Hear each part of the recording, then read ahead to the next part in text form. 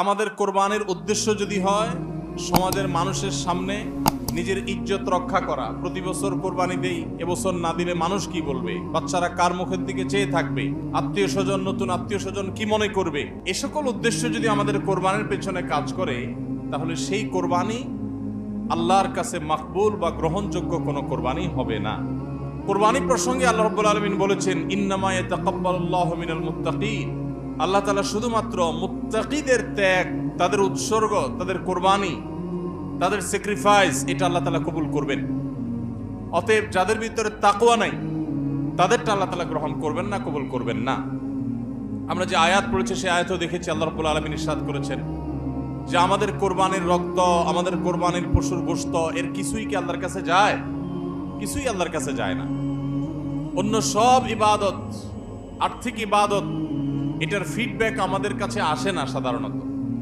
আমরা যখন দান সাদাকা করি, দান সাদাকা করলে ওইটা কি নিজে খাওয়া যায়? যখন দান করি, সাদাকা করি, তখন ওইটা আল্লাহর তরফ থেকে গরিবদেরকে দিয়ে দিতে হয়, নিজে খাওয়া যায় না। কোরবানি এমন একটা ইবাদত যে আমরা কোরবানি করার সময় বললাম বিসমিল্লাহ আল্লাহু আকবার, আল্লাহুম্মা লাকা মিনকা ওয়া লাক, আল্লাহ আপনার পক্ষ থেকে পেলাম এবং আপনার উদ্দেশ্যেই কোরবানি করলাম বলতেছি। তো আল্লাহর উদ্দেশ্যে দিয়ে দেওয়ার পর নিয়ম হলো আল্লাহর বান্দাদের মধ্যে গরিব যারা, দুঃখী যারা, তাদেরকে দিয়ে দিব। এটাই তো সাদাকার নিয়ম, দানের নিয়ম। কিন্তু কোরবানি এমন একটা ইবাদত যে ইবাদত আমি আল্লাহর উদ্দেশ্যে করলাম, আল্লাহকে খুশি করার জন্য জবে করলাম, কিন্তু গোশতটা আবার আল্লাহ আমাকে খাওয়ার অনুমতি দিয়েছেন। এটা অন্য ইবাদতে নাই। এখন এই ইবাদতে যদি গোশত খাওয়াটা মুখ্য হয়, গোশত আহরণ করা মুখ্য হয়, সমাজে মানুষের কাছে মুখ উজ্জ্বল করা মুখ্য হয়, আসল উদ্দেশ্য যদি হয় দুনিয়াবি বা পার্থিব বিষয় আশয়, আসল উদ্দেশ্য যদি হয় শো অফ করা, আসল উদ্দেশ্য যদি হয় মানুষকে দেখানো, আসল উদ্দেশ্য যদি হয় আত্মীয় স্বজনের কাছে মুখ রক্ষা করা, বাচ্চা কাচ্চা কার দিকে চেয়ে থাকবে, সেটা যদি উদ্দেশ্য হয়, তাহলে এটা ইবাদত হবে না। এজন্য কোরবানির আগে সর্বপ্রথম যে বিষয়টি খুব জরুরি সেটা হলো আমাদের উদ্দেশ্যগুলোকে একটু ঝালাই করে নেওয়া, আমাদের উদ্দেশ্যগুলোকে একটু রিচেক করে নেওয়া। আমরা কেন কোরবানি করব? আমাদের কোরবানির উদ্দেশ্যটা কি? যদি শুধুমাত্র আল্লাহ সন্তুষ্টি উদ্দেশ্য হয় আর সে উদ্দেশ্যে আমি কোরবানি করি, গোশত আমার মুখ্য না, তাহলে সেক্ষেত্রে একটা গরু আমি যে দামে কিনেছি বাজার দর তার চাইতে আরো অনেক কম, তাহলে আমার আফসোস হওয়ার কথা না। কারণ আল্লাহ তাআলা সওয়াব দেওয়ার সময় গোশত কয় কেজি হয়েছে সেই হিসাবে দিবেন, নাকি আমি কি পরিমাণ টাকা আল্লাহর রাহে খরচ করলাম সেই পরিমাণ দিবেন? আমার খরচ করা টাকা আল্লাহর উদ্দেশ্যে যদি এটা নিয়োগ করে থাকে, তাহলে 1 লক্ষ টাকার গরু আপনি কোরবানি দিচ্ছেন, নিয়ত যদি সহি হয়, বিশুদ্ধ হয়, দুনিয়াবি কোনো ধান্দা যদি না থাকে, তাহলে আল্লাহ তাআলা সওয়াব কি 1 লক্ষ টাকার দিবেন, নাকি ওই গরুটার দাম বাজারে 80,000, আপনি কিনছেন 1 লাখ, তাহলে আল্লাহ বলবেন না তুমি কেন বেশি দিয়ে কিনছো, ওইটার দায়িত্ব তোমার, আমি 80,000 সওয়াব দেব? এমন হবে? কিন্তু তারপরেও আমরা কোরবানির পশু কেনার পর দেখা যায় ওইটা নিয়ে আমাদের অনেকের হেজিটেশন থাকে, আফসোস থাকে। হ্যাঁ, সন্দেহাতীত ভাবে আপনি মার্কেটে যে গরুর বাজারে যে মূলামূলি করে উপযুক্ত ন্যায্য মূল্যে আপনি কিনবেন, অতিরিক্ত দাম কোনো যৌক্তিক কারণ ছাড়া আপনি কসাইকে বা গরু বিক্রেতাকে কেন দিবেন? সেটা দেওয়ার কোনো যুক্তি নাই। আপনি অবশ্যই মূলামূলি করে ন্যায্য মূল্যে কেনার চেষ্টা করবেন, কিন্তু কেনার পর এর দাম কত হইলো না হইলো, গোশত কয় কেজি হলো, পার কেজি কত পড়লো, তাতে লস হলো না লাভ হলো, এগুলা সবগুলো প্রমাণ করে যে কোরবানির উদ্দেশ্যে ভেজাল আছে। ভাইরা আমার, আমরা কোরবানি সাধারণত বেশিরভাগ মানুষ গরু দিতে পছন্দ করি। এর অনেক কারণ আছে অবশ্য। আমাদের দেশে ছাগল উৎপাদন হয় খুব কম, নানা কারণে ছাগল উৎপাদনের জন্য আমাদের এই দেশ, পৃথিবীর অনেক দেশে ছাগল অনেক বেশি উৎপাদন করা যায়। বৃষ্টি বাদল এবং ঝড় তুফানের দেশে ছাগল উৎপাদন করা নানা কারণে কঠিন, যার কারণে গরু উৎপাদন বেশি হয়, আমরা গরু কোরবানি বেশি করি। এটা দোষের কিছু না, বরং এটা স্বাভাবিক। কিন্তু আমাদের অনেকের হয়তো গরু কোরবানি করার মতো সাধ্য নাই, ছাগল কোরবানি করার সাধ্য আছে। তারপরও দেখা যায় হাওলাত বরাত করে হলেও গরু কোরবানি দেই। কেন? কারণ ছাগল কোরবানি দিলে আশেপাশে মানুষ কি বলবে? এরকম জিনিস আমাদের মধ্যে আছে না নাই? যে এত বড় লোক মানুষ, এতদিন তো জানতাম পয়সা কড়ি আছে, উনি আবার ছাগল কোরবানি দিল, তাহলে চোখ মুখ মানুষের সামনে কেমনে দেখাবে? ভাইরা আমার, তো মানুষের কাছে কি বলবো, মানুষ কি বলবে, এই চিন্তা করে যদি গরুর জায়গায়, ছাগলের জায়গায় আপনি গরু দেন, আওলাদ করিও দেন, তাতে আপনার এই কোরবানির দ্বারা সওয়াব হবে না। ভাইরা আমার, সবচেয়ে বেশি নিয়তের মধ্যে ভেজাল থাকে যেই ইবাদতে, তার নাম কোরবানি। অন্য কোন ইবাদতে নিয়তের মধ্যে ভেজাল এত বেশি থাকে না, কোরবানিদের মধ্যে নিয়তের ভেজাল যত বেশি থাকে। কারণ কি? কারণ হলো ওই যে কোরবানি করার পর এটার ফিডব্যাক, এটার উপকারিতা, গোশতগুলো, এগুলো সব নিজেই ভোগ করে মানুষ, আপনার কাছে আবার ফিরে আসে। এই জন্য নিয়তের মধ্যে ভেজালের সম্ভাবনা অনেক বেশি থাকে। ভাইরা আমার, আমাদের প্রিয় নবী সাল্লাল্লাহু আলাইহি সাল্লাম তিনি কিন্তু গরু কিংবা ওট দিয়ে কোরবানি দেন নাই। এর মানে এইটা না যে গরু বা ওট দিয়ে কোরবানি দিলে সওয়াব কম হবে, এটা না। উদ্দেশ্য হলো যে ছাগল, দুম্বা, ভেড়া এরকম ছোট পশু দিয়ে কোরবানি তিনি দিয়েছেন, সাহাবায়ে কেরাম অনেকে দিয়েছেন। এখনকার মিডল ইস্টের মানুষ শতকরা বোধহয় 90-95 জন মানুষ হবে, বা আরো বেশি সংখ্যক মানুষ হবে, প্রায় সবাই তারা কিন্তু ছাগল, দুম্বা বা ভেড়া এই ছোট পশু দিয়ে কোরবানি দেয়। আমাদের দেশে আমরা বড় পশু অর্থাৎ গরু দিয়ে কোরবানি দেই, সেটার যৌক্তিক কারণ আছে। আমি বলেছি যে আমাদের দেশে গরু উৎপাদন করা যত সহজ হয়, ছাগল উৎপাদন করা এত সহজ হয় না। নানা কারণে গরুর, ছাগলের চাইতে গরুর উৎপাদন বেশি হয়, সেই হিসাবে আমরা করি, ঠিক আছে।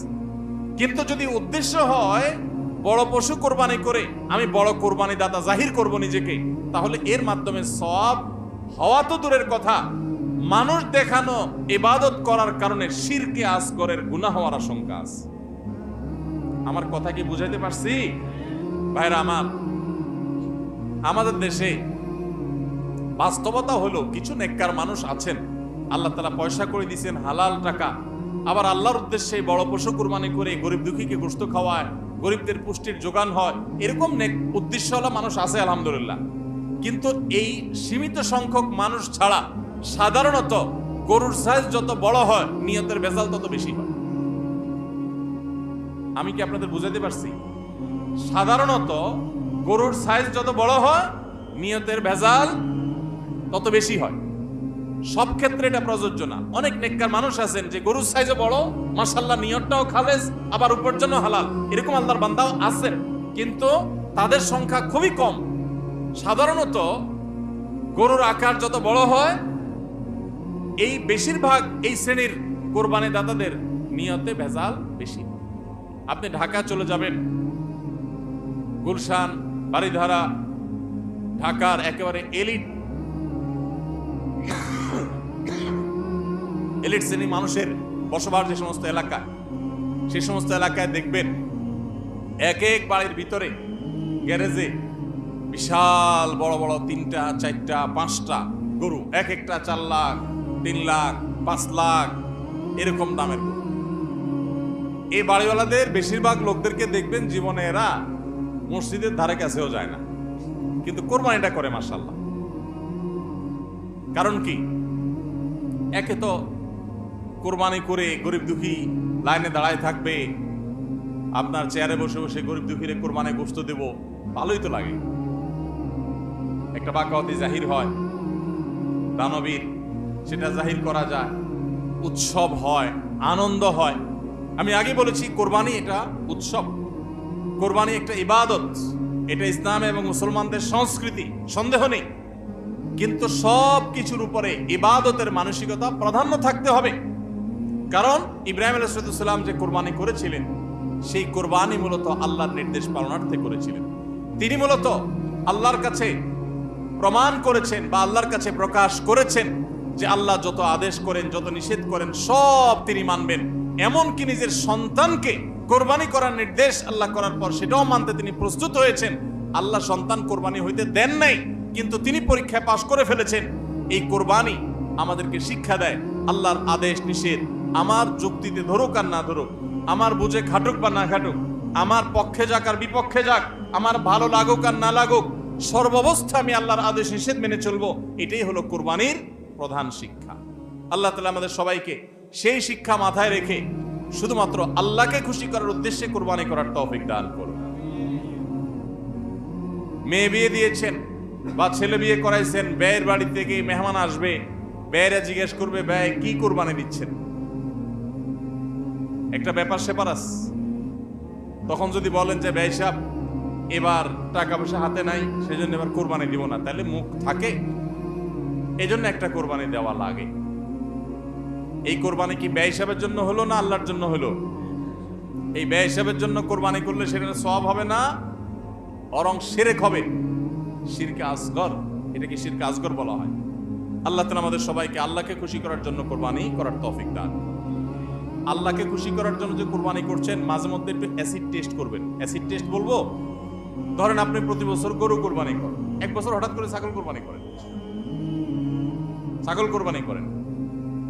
আপনি বলবেন ওই বছর তাহলে তো গরু গোশত দিতে পারবো না, তো আরো কয়েকটা ছাগল কিনে কোরবানি আরো বেশি করা যায়। তো একজনে একটা বেশি করলে সমস্যা নাই।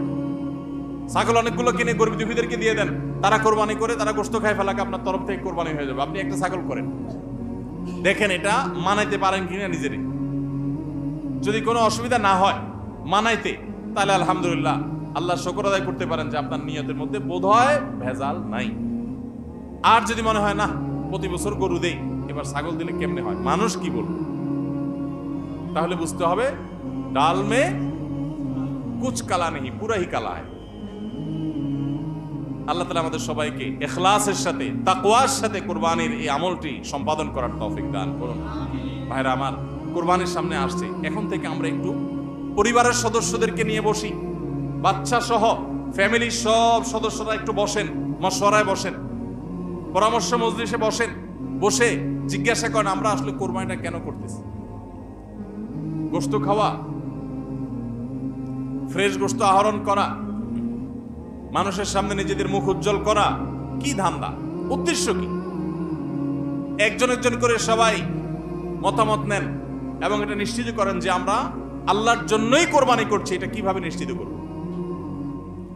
একটা তো বললাম যে বিশাল বড় গরু কোরবানি করেন সব সময়, এবার একটু ছাগল কোরবানি করেন, দেখেন তো মনে মানাইতে পারেন কিনা।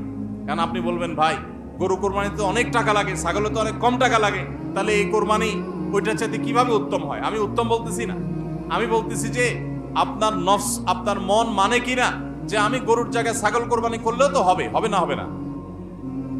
কেউ যদি ছাগল কোরবানি করে তার কোরবানি হবে কি হবে না? হবে। কোরবানি ছাগলও করা যায়, গরুও করা যায়, ভেড়াও করা যায়, দুম্বাও করা যায়, মহিষ দিয়েও করা যায়, উট দিয়েও করা যায়, এসব পশু দিয়ে কোরবানি করা যায়। অতএব আপনি এবছর একটু ছাগল দিয়ে করেন, বাকি গরু কেনার যে আরো বাজেটের টাকা ছিল সেগুলো দিয়ে আরো কয়েকটা ছাগল কিনে গরিব মানুষকে দিয়ে দেন। ওটা যাতে এলাকা মানুষ টেন না পায়, অন্য এলাকায় দিয়ে দেন। আমরা সুন্নাহ ফাউন্ডেশনের তরফ থেকে সারা দেশে বিভিন্ন জায়গায় জায়গায় কোরবানি করি। অনেক প্রবাসী আছেন, অনেকে ইউরোপ আমেরিকার এমন এমন দেশে আছেন সেখানে কোরবানি চাইলেও করা যায় না, সুযোগ নাই। বা দেশে অনেকে আছেন যে তার হয়তো সেই সুযোগ নাই, ক্যাপাসিটি নাই, নানা কারণে সুবিধা অসুবিধা আছে। তো আমরা তাদের তরফ থেকে কোরবানি করে দেশের বিভিন্ন গরিব দুঃখীদের আপনার বাসা বাড়িতে আমরা তাদের ঘরে ঘরে গোশত পৌঁছাই দিই। তো আপনি গরুর বাজেটের টাকা দিয়ে একটা ছাগল কিনে বাকি টাকা দিয়ে এরকম ছাগল কিনে মানুষকে দান করে দেন, জবাই করে অন্য মানুষকে গোশত দিয়ে দেন। এলাকা দিলেন না, মানুষ টের পারো না, তাহলে মনকে মানাতে পারেন কিনা দেখেন। এটা হলো অ্যাসিড টেস্ট। আমি বলতেছি না সবসময়, মাঝে মধ্যে এরকম করে দেখেন যে মন মানে কিনা। যদি দেখেন যে না মন মানে, তাহলে আলহামদুলিল্লাহ ভাইরা আমার। আর একইভাবে মাঝে মধ্যে আমার কোরবানি আমি জবাই করলাম, গোশত সব দিয়ে দিলাম, ফ্রিজে খুব একটা ভরলাম না, অল্প স্বল্প রাখলাম। কারণ আল্লাহ তাআলা বলেছেন ফাকুলু মিনহা ওয়া আতি'মুল বাঈসাল ফাকির, ফাকুলু মিনহা ওয়া আতি'মুল কানি'a ওয়াল মু'তার। কোরবানি গোশত নিজেও খাবো, গরিব দুঃখীকেও খাওয়াবো, যে চায় তাকেও দিব, যে চায় না আত্মীয় স্বজন তাদেরকেও দিব। অতএব মুস্তাহাব এই তিনও ভাগে ভাগ করা, কিন্তু এটা ফরজ ওয়াজিব না। তাহলে আমি পরিমাণ একটু কম রেখে বেশিরভাগে দিয়ে দিলাম। মন মানে কিনা দেখেন, মন মানে কিনা। অনেকে আছেন লামসাম সামান্য একটু দিয়া আর সব ফ্রিজে ঠেলতে ঠেলতে ফ্রিজের দরজায় লাগে না, পারলে রশি দিয়া বাঁধে যে দরজা লাগে না। কারণ গোশত, পায়া, বুড়ি, কলিজা, ব্যবসা সব ঢুকাইতে ঢুকাইতে ফ্রিজ বেচারা জাম হয়ে গেছে। তাহলে কোরবানি কেন করতেছি? গোশতের জন্য যদি কোরবানি হয়, এই কোরবানি কোরবানি না, এটা ফুর্তি। কোরবানি তো ত্যাগের নাম। আপনার ভিতরে ত্যাগ কতটা আছে, ত্যাগের মানসিকতা কতটা আছে। আপনি আল্লাহর রাহে আল্লাহকে খুশি করার জন্য লাখ টাকা দিয়ে গরু কোরবানি করেন, ভালো কথা। আপনার মধ্যে আসলে ত্যাগের মানসিকতা আছে কি এটা প্রমাণ করার জন্য মাদ্রাসা, নতুন মাদ্রাসা হচ্ছে, সেখানে লক্ষ লক্ষ টাকার দরকার আছে, আপনি সেখানে 20,000 50,000 টাকা অকাতরে দিতে পারেন কিনা, এটা অ্যাসিড টেস্ট। সেখানে টাকা বাইর হয় না। কোরবানিতে লাখ টাকা দেন, মাদ্রাসা টাকা দেন না, মসজিদে টাকা দেন না, আরো অনেক দিনের কাজ আছে সেখানে টাকা দেন না। গরিব দুঃখী মানুষ আছে, তাদের দরকার। একজন গরিব, তার চিকিৎসা মাত্র 20,000 টাকা হলে হয়ে যায়। আপনি 20,000 টাকা দিতে পারেন কিন্তু দেন না, 2,000 দেন, 500 টাকা দেন, কিন্তু কোরবানির সময় মাশাআল্লাহ 1 লাখ টাকার গরু কিনেন। যদি আল্লাহর জন্যই হয়, স্যাক্রিফাইসও যদি হয়, কোরবানিও করেন, ওখানেও দেন, কিন্তু কোরবানির সময় আসেন ওখানে নাই, তাহলে আপনার এই কোরবানিটা কি আল্লাহর জন্য হচ্ছে না নিজের জন্য হচ্ছে, আল্লাহর খুশির জন্য হচ্ছে না অন্য কোনো উদ্দেশ্য হচ্ছে? এই প্রশ্ন জোরালো ভাবে আমাদের অবশ্যই রাখতে হবে। ভাইরা আমার, এর মানে আবার কেউ এটা বুঝেন না যে কোরবানি কম হোক আমরা সে চেষ্টা করবো না, কোরবানি আরো বেশি বেশি করার চেষ্টা করবেন। কোরবানি যত বেশি হবে তত আমাদের সব দিক থেকে লাভ। যারা কোরবানি বিদ্বেষী, সেকুলার, বিশেষ করে এক শ্রেণীর মুসলিম বিদ্বেষী নাস্তিক আছে, কোরবানির মৌসুম আসলেই দেখবেন এদের পাখা গজায়। এরা দেখবেন গরুর প্রতি মায়া এত বেশি, এত দরদ, তারা বলে আরে এতগুলো গরু জবাই করে ফেলা হবে, এই গরুগুলোর ভিতরে প্রাণ আছে, কত নির্মমতা। এরকম দেখবেন এরা এখন থেকে, এই কদিন পর থেকে দেখবেন সোশ্যাল মিডিয়াতে, ফেসবুকে তাদের এই সমস্ত জিগি শুরু হয়ে যাবে, আছে না নাই? এরা আবার সকাল বিকাল বিফ ছাড়া, মাটন ছাড়া, অর্থাৎ গরু গোশত আর খাসি গোশত ছাড়া, মুরগির গোশত ছাড়া তাদের নাস্তাও চলে না।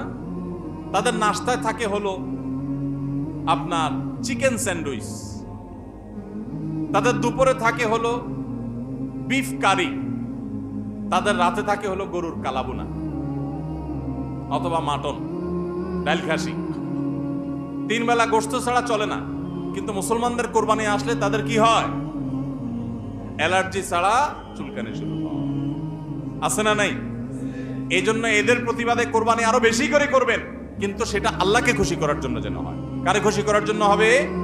আল্লাহকে খুশি করার জন্য। ভাইরা আমার, কোরবানি যত বেশি হবে আমাদের যেরকম সওয়াব হবে, আমাদের দেশের অর্থনীতিতে অনেক বেশি কল্যাণ বয়ে আনবে এই কোরবানি। কিভাবে সেটা? প্রতি বছর কোরবানিতে যে লক্ষ লক্ষ গরু ছাগল জবে হয়, এই লক্ষ লক্ষ গরু ছাগল এগুলো তো আসমান থেকে নাজিল হয় না, জমিন ফেড়ে বের হয় না। এক সময় ইন্ডিয়ান গরুর উপরে আমাদের দেশ নির্ভর ছিল। আলহামদুলিল্লাহ গত বেশ অনেক বছর ধরে আপনারা দেখেন যে আমাদের দেশীয় গরু দিয়েই আমাদের কোরবানির ম্যাক্সিমাম চাহিদা প্রায় পূরণ হয়ে যায়। ইন্ডিয়ান গরুর উপরে এখন আর আমাদের কোরবানি নির্ভর নয়। এই যে গরুগুলো উৎপাদন হচ্ছে, আপনি উত্তরবঙ্গে গেলে দেখবেন, আমি যাই বিভিন্ন সময়, সিরাজগঞ্জ যাবেন, পঞ্চগড় যাবেন, ঠাকুরগাঁ যাবেন, দিনাজপুর যাবেন, বিভিন্ন জায়গায় যাবেন উত্তরবঙ্গে, দেখবেন যে কৃষকরা তারা অনেকে গরু পালন করছেন। আমরা সুন্নাহ ফাউন্ডেশন থেকে যখনই কোনো বিধবাকে, কোনো গরিব অসহায় মানুষকে স্বাবলম্বী করার জন্য বলি আপনাকে কোন জিনিসটা কিনে দিলে আপনার ভালো হয়, আপনি সেটা দিয়ে উপার্জন করতে পারবেন।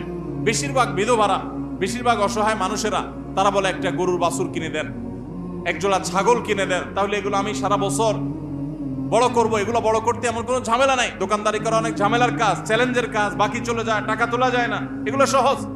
এই বাছুরটাকে আমি ঘাস খাওয়ায় বড় করব। কোরবানি মৌসুম আসলে এই 20,000 30,000 টাকা দিয়ে কিনা বাছুরটা আমি 70,000 80,000 টাকা বিক্রি করব, ডাবল হয়ে যাবে, আমার লাভ হবে। তাদের জন্য এটা সহজ। তো কোরবানির এই ইবাদতটা মুসলমানরা যেটা করেন এদেশে, এটার মাধ্যমে এদেশের আর্থ সামাজিক উন্নতি হয়। লক্ষ লক্ষ হাজার হাজার কৃষকের, পশুপালনকারীদের তাদের উপার্জনের মাধ্যম হয়। কোটি কোটি টাকা, মিলিয়ন মিলিয়ন টাকার ডিলিংস হয়, লেনদেন হয়, যেটা জাতীয় অর্থনীতির চাকা এটাকে ঘোরাতে সাহায্য করে। কোরবানির এই ইবাদত এটা আমাদের অনেক গরিব অভাবী মানুষের পুষ্টির যোগান দেয়। আপনারা জানেন অনেক গরিব মানুষ আছেন কোরবানির মৌসুমে মন ভরে একটু গোশত খাইতে পারেন, সারা বছর গোশতের দাম এত বেশি, বেচারারা কিনে খেতে পারেন না। তাহলে কোরবানির এই গোশত, কোরবানির এই উৎসব, এই ইবাদত, এটার মাধ্যমে পশুপালনকারীদের উপার্জনের মাধ্যম হয়। সারা বছর যারা অপেক্ষা করে কোরবানির সময় পশু জবাই করে, পশু বিক্রি করে আবার তারা পশুপালন করবে, এর মাধ্যমে তাদের আর্থিক আর্থিক যে অনটন আছে এটা দূর হয়, তাদের উপার্জনের মাধ্যম হয়। আবার গরিব অভাবী মানুষ যারা আছে, যারা পুষ্টির অভাবে থাকে, পুষ্টিহীনতায় থাকে, তাদের আমিষের অভাব থাকে, তাদের খাদ্যের মধ্যে আমিষ পরিমাণ মতো থাকে না, সেই লোকগুলোর এই কোরবানি উপলক্ষে এক একজন 2 কেজি 4 কেজি 5 কেজি গোশত পাইলে কয়েকদিন ধরে তারা আমিষ খেতে পারে, তাদের পুষ্টির যোগান হয়। ভাইরা আমার, এর মাধ্যমে লক্ষ লক্ষ কোটি কোটি টাকা লেনদেন হওয়ার কারণে দেশের অর্থনীতির চাকা সচল হয়। নানা দিক থেকে এর পার্থিব উপকারিতা আছে। যারা কোরবানির বিরোধিতা করে ওরা বসে বসে ওই মাটন কারি, ওই বসে বসে আপনার বিফ, বসে বসে চিকেন স্যান্ডউইচ এবং বসে বসে তারা বার্গার খাওয়া ছাড়া আর কোনো কাজ তাদের নাই। এদেশের অর্থনৈতিক উন্নয়নের পিছনে তাদের কোনো ভূমিকা নাই।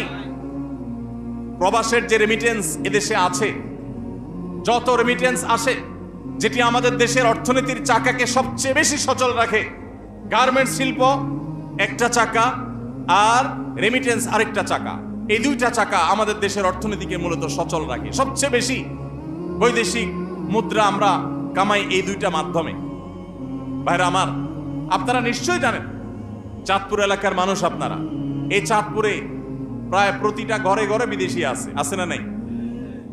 প্রত্যেকটা ঘরে ঘরে প্রায় অনেক প্রবাসী ভাইরা আছেন। এই প্রবাসী ভাইরা যারা আছেন, যাদের টাকায় এ দেশের অর্থনীতির চাকা চলে, তারা ম্যাক্সিমাম মিডল ইস্ট প্রবাসী বা মালয়েশিয়ান প্রবাসী, ম্যাক্সিমাম তারা মুসলিম কান্ট্রিগুলোতে শ্রম দিতে গেছেন এবং তাদের ঘাম ঝরানো টাকা দিয়ে এদেশ সচল হয়। আর এই দেশের আইন, এদেশের নিয়ম, এদেশের সংবিধান, এদেশের সবকিছুর ক্ষেত্রে সবচেয়ে বেশি পোদ্দারি করে হলো ইসলাম বিদ্বেষীরা, আর টাকাটা আনে সবচেয়ে বেশি ইসলামিস্টরা। যত মধ্যপ্রাচ্য প্রবাসীরা টাকা আনে, তাদের 99% তারা আলহামদুলিল্লাহ ইসলামকে ভালোবাসে, মহব্বত করে। আমি 10 বছর সৌদি আরবে প্রবাসী ছিলাম, আমি জানি। আমি মিডল ইস্টের বিভিন্ন দেশ ঘুরে ঘুরে প্রবাসীদের ব্যক্তিগত জীবন, তাদের চিন্তা দর্শন, এগুলোকে কাছে থেকে দেখার সুযোগ আমার হয়েছে। প্রবাসীদের যে টাকা এদেশের অর্থনীতির চাকা সবচেয়ে বেশি সচল থাকে।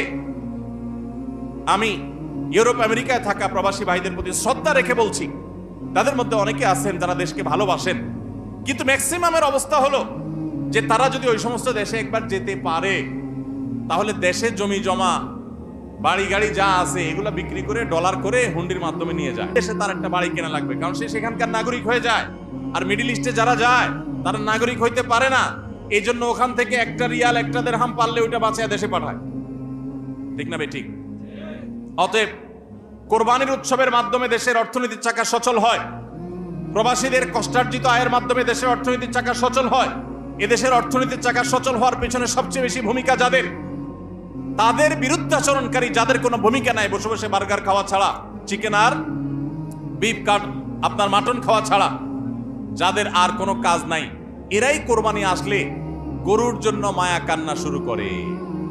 এজন্য এদের প্রতিবাদে আরো বেশি বেশি করে কোরবানি করবেন। আপনাদেরকে কোরবানি কম করতে বলি নাই, কিন্তু কোরবানির উদ্দেশ্য যেন হয় আল্লাহকে শুধু খুশি করা, সেটা নিশ্চিত করতে হবে। সবাই চেষ্টা করবো তো ইনশাআল্লাহ? আল্লাহ আমাদের সবাইকে আল্লাহর উদ্দেশ্যে কোরবানি করার তৌফিক দান করুন।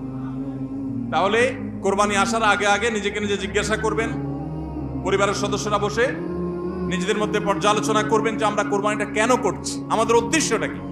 আমাদের উদ্দেশ্য হবে আল্লাহর নির্দেশ পালনার্থে আমি আমার অর্থ করি, এটা ব্যয় করলাম। একটা পশু কিনলাম, ঈদের আগের রাতে কিনবেন না, পারলে 2-4 দিন আগে কিনবেন। যত বেশি আগে কিনতে পারেন তত ভালো। কিনলে ওই পশুটাকে আপনি নিজে হাতে খাওয়াবেন, গোসল করাবেন, ওইটাকে পরিপালন করবেন, প্রতিপালন করবেন, ওটার প্রতি একটা মায়া হবে। এরপরে সেই পশু যখন জবে হবে, নিজের কাছে একটু খারাপ লাগবে। এটা এক ধরনের স্যাক্রিফাইস। ফজর নামাজ যখন পড়বো মনে চায় না, তারপরে কষ্ট করে উঠে পড়বো, এটা স্যাক্রিফাইস। তো কোরবানির এই ইবাদত আমাদেরকে স্যাক্রিফাইস এবং ত্যাগ শিখায়। আল্লাহকে সন্তুষ্ট করার জন্য আমরা যেই কোনো ধরনের স্যাক্রিফাইস করার চেষ্টা করব। আল্লাহ আমাদের সবাইকে তৌফিক দান করুন। ভাইরা আমার, আমাদের কোরবানি যেন অর্থবহ হয়, বিশুদ্ধ হয়, এবং আমাদের কোরবানি যেন ত্রুটি মুক্ত হয়, এই ইবাদতের সওয়াব যেন আমরা আল্লাহর কাছে লাভ করি।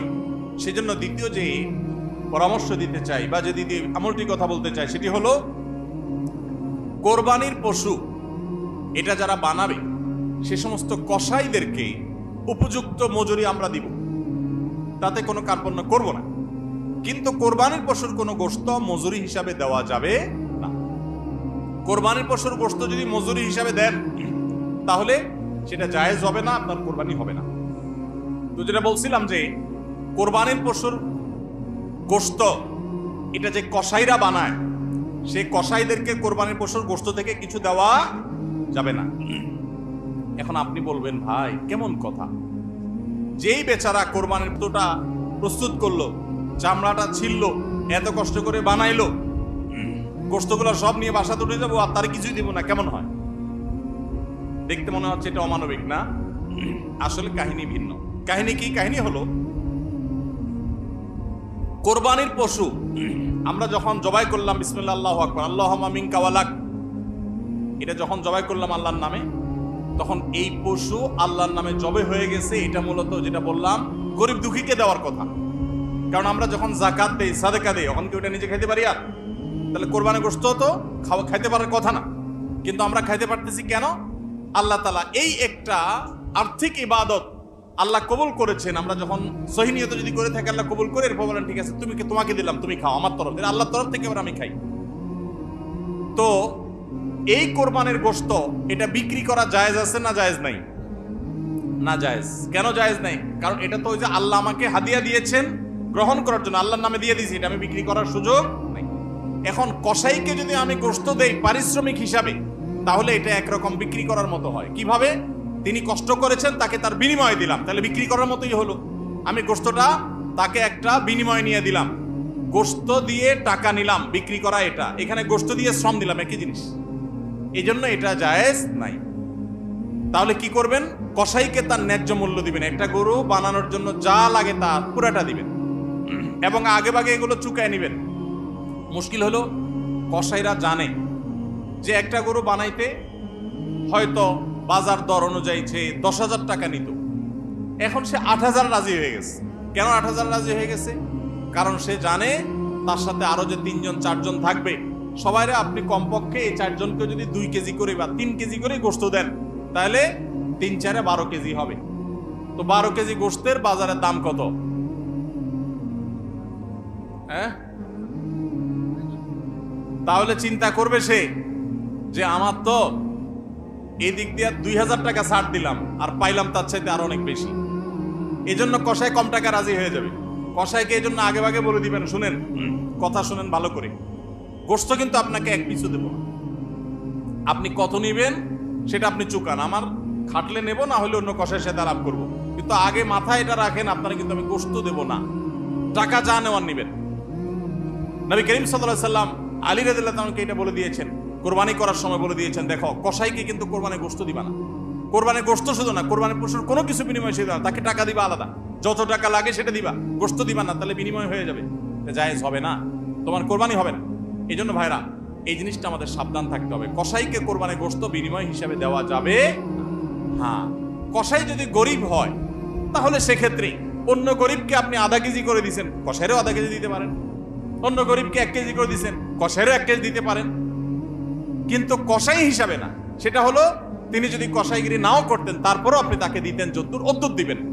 এর বেশি যদি আপনি দেন এবং সেটা যদি বিনিময় হিসাবে দেন তাহলে কি হবে না? জায়েজ হবে না। এই একটা মাসআলা না জানার কারণে আমাদের অনেকের কোরবানি এটা নিয়ে টানাটানি দেখা দেয়। নাম্বার 3 এবং শেষ পয়েন্ট হলো কোরবানির পশুর গোশত এটা আপনি আহরণ করতে গিয়ে মাথায় রাখবেন যে কোরবানির পশুর রক্ত, বুড়ির ময়লা, এগুলো যেন আশপাশের পরিবেশটা নষ্ট না করে। আমরা অনেক সময় দেখি কোরবানির ঈদের 2 দিন 4 দিন 5 দিন পর পর্যন্ত রাস্তাঘাট দিয়ে চলা যায় না দুর্গন্ধের চোটে, ঠিক না বেঠিক?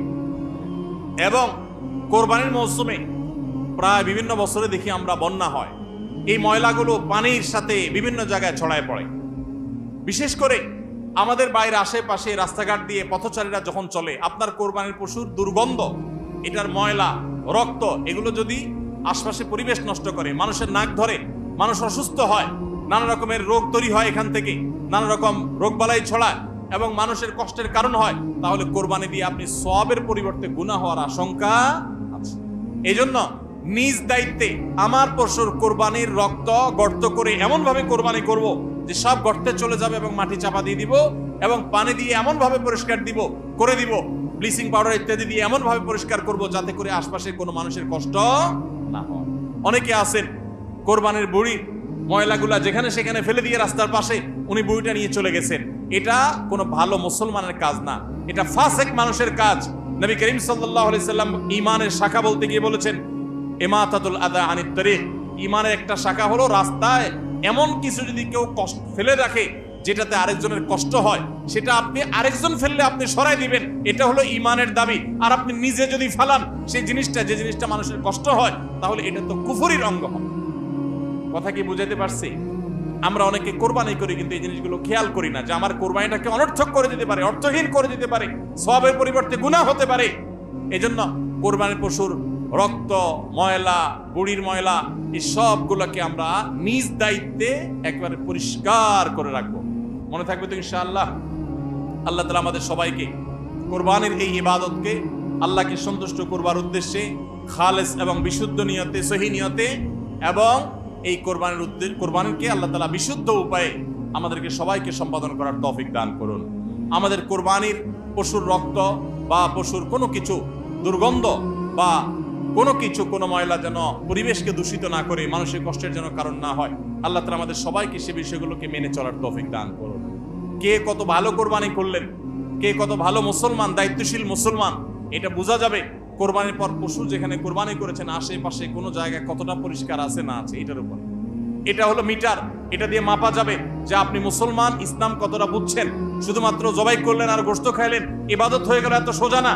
আল মুসলিমু মান সালিম আল মুসলিমুনা মিন লিসানিহি ওয়া ইয়াদিহি, যার হাত মুখ দ্বারা অন্য মুসলমান নিরাপদ থাকে, সেই মুসলমান। আপনার জবাই করা পশুর রক্ত, এটার গন্ধ কয়দিন পরে ছড়াচ্ছে, শুকায় রক্ত গন্ধ বাইর হয়েছে, ময়লা আছে সেগুলোর গন্ধ বাইর হয়েছে, তা অন্য মানুষের কষ্ট হচ্ছে, আপনি মুসলমান হতে পারলেন না, আপনার এটা ইবাদত হলো না।